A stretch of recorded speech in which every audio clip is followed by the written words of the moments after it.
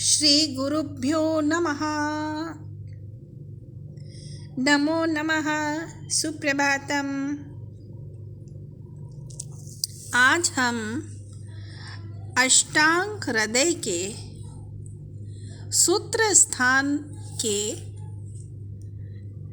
द्वितीय अध्याय दिनचर्या अध्याय में वर्णित त्याज्य कर्म के बारे में जानेंगे। आयुर्वेद में मनुष्य को स्वस्थ रखने के लिए जिन आहार विहार आचार विचार का वर्णन किया गया है, उनमें पहले से ही इस बात का ध्यान रखा गया है कि मनुष्य इस प्रकार का आचार व्यवहार करे, चिंतन करे कि वह अस्वस्थ हो ही ना। Prevention is better than cure की थ्योरी पर आयुर्वेद आधारित है।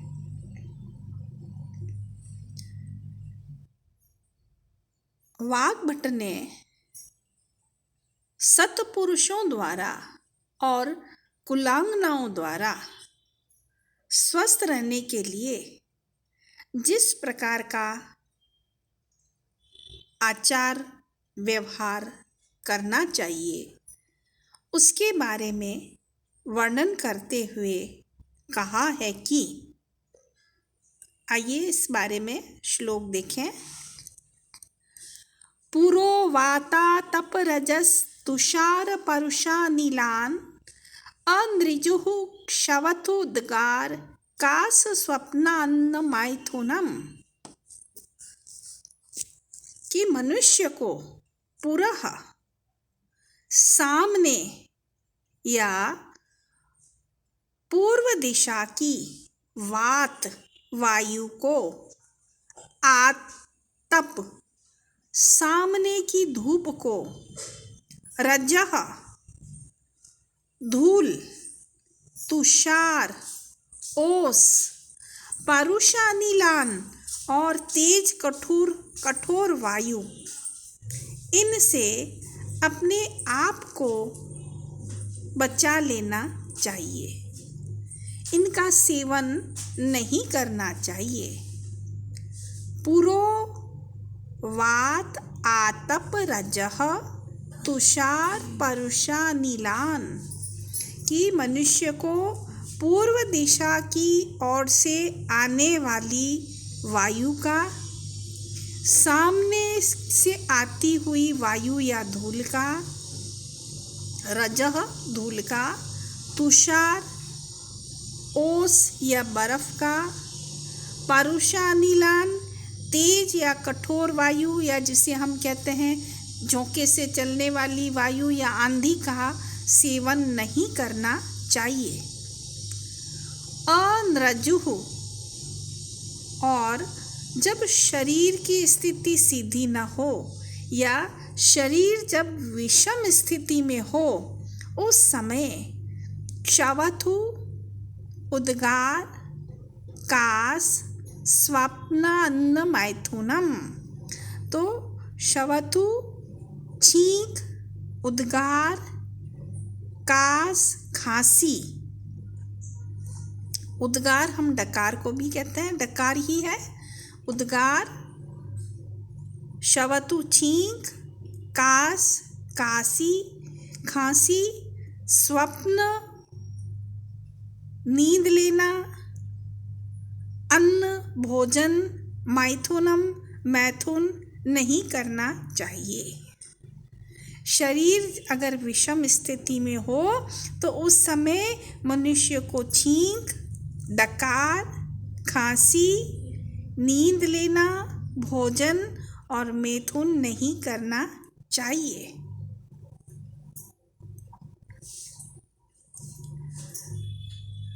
कुलच्छायां नृपद्विष्टं व्यालदंष्ट्री विषाणिनः।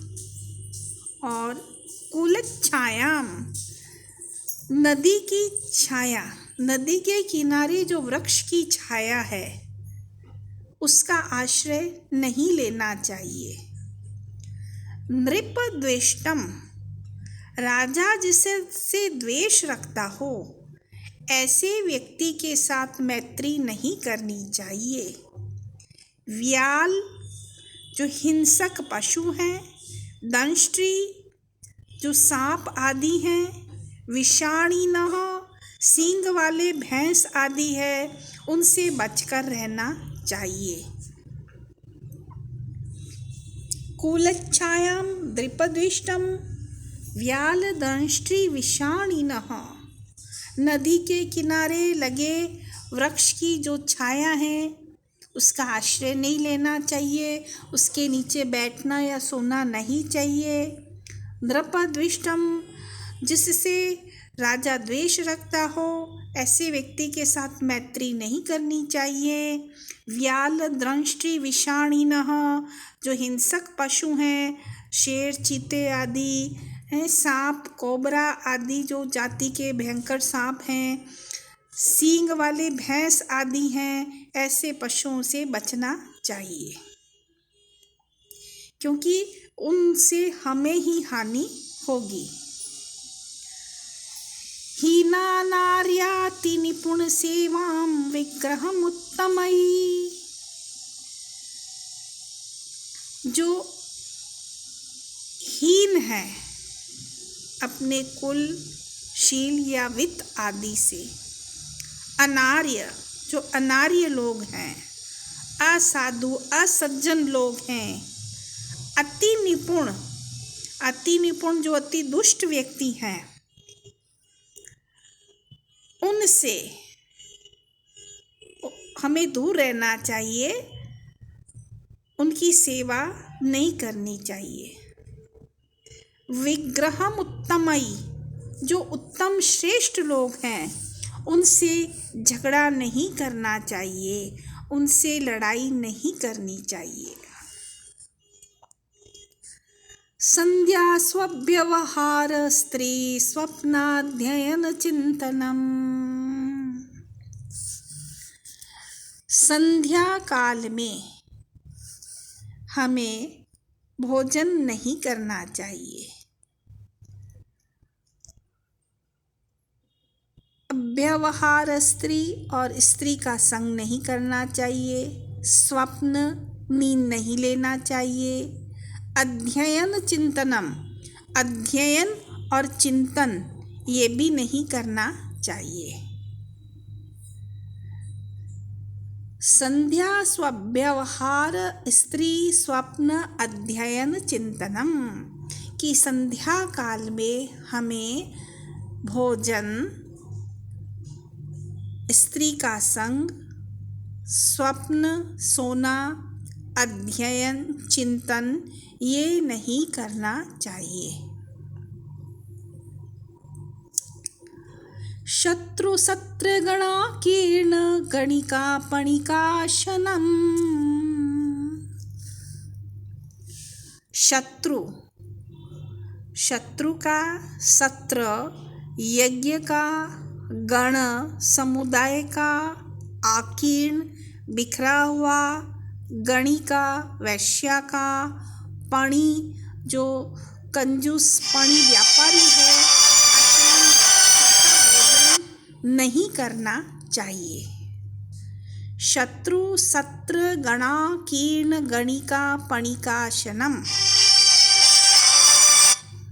जो शत्रु है, सत्र जो यज्ञ हो रहा है, गण जो समुदाय है, आकीर्ण जो इधर बिखरा हुआ है, गणिक जो वैश्या है, पणिक जो दुकान इत्यादि है उसका अशनम भोजन नहीं करना चाहिए। गात्र वक्त्र नखैर्वाद्यम हस्तकेशा अवधूननम, गात्र अंगों से, वक्त्र मुख से, नखई नखों से, वाद्यम जो वाद्य यंत्र है उसका काम नहीं लेना चाहिए। अंगों से, मुख से, नक से वाद्य नहीं बजाना चाहिए। हस्तकेशा अवधूननम, हाथ और बालों को नहीं हिलाना चाहिए। तो गात्र वक्त्र नखैर्वाद्यम हस्तकेशावधूननम।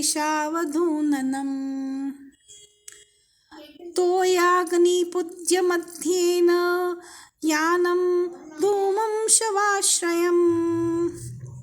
मध्यातिशक्तिं विश्रम्भ स्वातन्त्र्ये स्त्रीषु च त्यजेत्। तोय पानी, अग्नि, पूज्य के मध्य में से नहीं जाना चाहिए या सवारी न ले जाएं। धूमम, जो शव का धूम है उससे बचना चाहिए। धूमम शवाश्रयम। मद्यातिशक्तिम, मद्य में आसक्ति न रखें।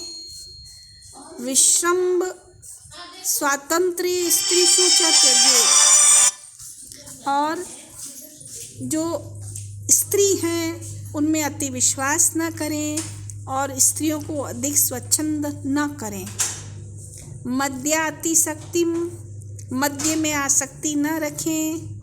विश्रम्भ स्वातंत्र्य, स्त्रियों में अति विश्वास न करें, स्त्रियों को स्वच्छंद न करें। इस प्रकार का आचार सदाचार युक्त पुरुषों के लिए बताया गया है। इनमें देखिए एक बात बताई गई है कि यज्ञ का अन्न है वो नहीं खाना चाहिए।